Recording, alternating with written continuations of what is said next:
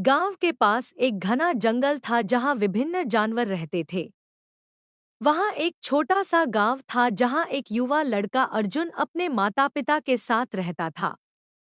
अर्जुन को जंगल की सैर करना बहुत पसंद था। उसे जानवरों के साथ खेलना और उनकी हरकतें देखना अच्छा लगता था। एक दिन जब अर्जुन जंगल में घूम रहा था, उसने एक छोटे हाथी को देखा। वह अकेला था और उसकी आंखों में चिंता झलक रही थी। अर्जुन ने धीरे धीरे उसके पास जाकर पूछा, तुम्हारा नाम क्या है? हाथी ने थोड़ा हिचकिचाते हुए कहा, मेरा नाम गोलू है। मैं अपने परिवार से बिछड़ गया हूँ। अर्जुन ने उसकी मदद करने का फैसला किया। दोनों दोस्त बन गए और अर्जुन ने गोलू को जंगल के हर कोने की सैर कराई। वे साथ में खेलते, चावल के खेतों में घूमते और एक दूसरे की कहानी सुनाते। धीरे धीरे उनकी दोस्ती गहरी होती गई। लेकिन गांव के कुछ लोग गोलू को देखकर डर गए। उन्होंने सुन रखा था कि हाथी कभी-कभी खेतों में घुसकर फसलें नष्ट कर देते हैं। एक रात गांव के लोग गोलू को पकड़ने के लिए जंगल में आए। अर्जुन ने देखा कि गोलू संकट में है। उसने जल्दी से गोलू को छिपने के लिए कहा, तुम यहाँ मत आना, मैं तुमसे बात करता हूँ। गांव वाले आए और गोलू को ढूंढने लगे। अर्जुन ने उनकी योजना को सुन लिया और अपने दोस्तों से मदद मांगी। गांव के सभी बच्चे एकजुट हुए और उन्होंने गोलू को छिपाने का निश्चय किया। वे उसे गांव के पीछे के झाड़ियों में ले गए।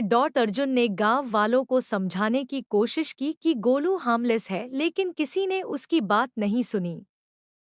एक रात जब सब सो रहे थे, गांव वाले गोलू की तलाश में फिर से निकले। अर्जुन ने गोलू से कहा, तुम्हें यहाँ से जाना होगा। मैं तुम्हें हमेशा याद करूंगा। गोलू ने कहा, मैं भी तुम्हें कभी नहीं भूलूंगा। अर्जुन, लेकिन मैं वापस नहीं जा सकता। वे लोग मुझे नुकसान पहुंचाएंगे। अर्जुन ने गोलू को मनाने की बहुत कोशिश की, लेकिन अंततः उसे गोलू को छोड़ने का फैसला करना पड़ा। गोलू ने अपनी आंखों में आंसू भरते हुए कहा, हमेशा एक दूसरे के लिए रहेंगे। मैं तुम्हें कभी नहीं भूलूंगा। गोलू ने जंगल की ओर चला गया और अर्जुन ने उसे अलविदा कहा। कई दिन बीत गए। अर्जुन गोलू की याद में उदास रहा। वह सोचता था कि क्या उसने सही किया। कुछ हफ्तों बाद गांव में एक गंभीर समस्या उत्पन्न हुई। गांव के तालाब का पानी सूख गया और फसलें खराब होने लगीं। लोग चिंतित थे और किसी उपाय की खोज में थे। अर्जुन को याद आया कि गोलू जंगल में था। उसने सोचा कि अगर वह गोलू को वापस बुला सके तो शायद वह कुछ मदद कर सके। वह फिर से जंगल में गया और गोलू को खोजने लगा। घंटों तक खोजने के बाद उसने अंततः गोलू को एक बड़ी ऊंची चट्टान पर पाया। अर्जुन ने कहा, गोलू, हमारे गांव को तुम्हारी मदद की जरूरत है। तालाब सूख गया है और सब परेशान हैं। क्या तुम हमें मदद करोगे? गोलू ने सोचा और कहा, मैं तुम्हारे गांव के लिए क्या कर सकता हूँ? अर्जुन ने कहा, तुम्हारे पास बहुत ताकत है।